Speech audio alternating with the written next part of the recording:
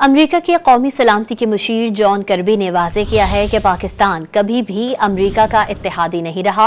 Press conference के दौरान वजाहत की कि अमेरिका और पाकिस्तान के दरमियान इत्तेहाद का कोई मुआहदा नहीं हुआ। मजीद कहा कि दहशतगर्दी से मुतालिक एक सवाल का जवाब देते हुए कहा कि अफगानिस्तान सरहद से अब भी दहशतगर्दी का खतरा मौजूद है और इस सिलसिले में पाकिस्तान और अमेरिका की दहशतगर्दी के खिलाफ शराकतदारी जारी है।